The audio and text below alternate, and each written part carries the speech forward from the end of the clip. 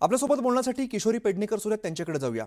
किशोर, ते आपण बघतो आता पुन्हा एकदा भाजपचे आमदार गोपीचंद पडळकर यांचं वादग्रस्त विधान पुन्हा एकदा समोर आलेलं आहे।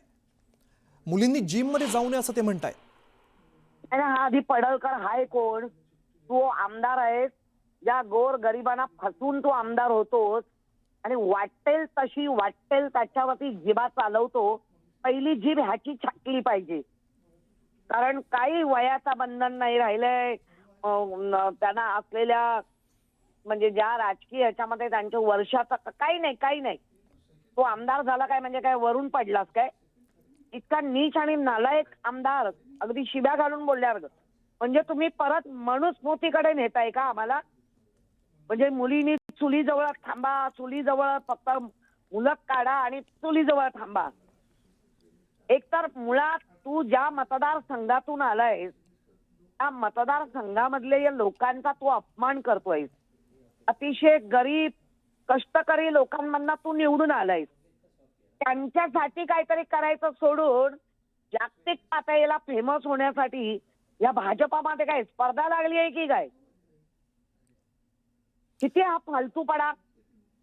जिमला जायचं नाही, ह्याला जायचं नाही, तुम्ही कोण? हे कुठला लव जिहाद? हल्ली मुली हुशार आहेत, त्या अशा कोणाच्याही याला फसत नाहीये। हे समाजामध्ये तेढ करणारे वाक्य घालून स्वतःच्या पोळ्या भाजतायत आणि मुलींना तुम्ही बंधनं घालताय। ठीक आहे, आम्हालाही कळतं की मुलींनी काही गोष्टी व्यवस्थित केल्याच पाहिजे, पण ह्याचा अर्थ नाही ना बंधनं घातली पाहिजे। जिम मध्ये जाऊ नको, मग कुठे जायचं? मग तुम्ही उद्या मला शाळेत जाऊ नको, कॉलेजमध्ये जाऊ नका। बघा, संकट घरातही आहेत आणि संकट घराच्या बाहेरही आहेत।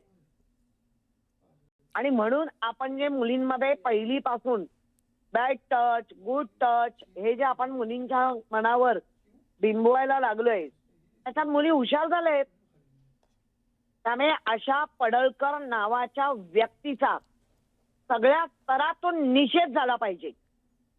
एकीकडे तुम्ही सांगताय की बेटी बचाओ बेटी पढाओ, आणि दुसरीकडे ह्या पद्धतीने महिलांना त्यांचा कोंडमारा करणार। निश्चित किशोर, तुमची भूमिका लक्षात आली, त्यांचा निषेध नोंदवला पाहिजे असं तुम्ही म्हणताय। धन्यवाद, तुम्ही सविस्तर बातचीत केली त्याबद्दल।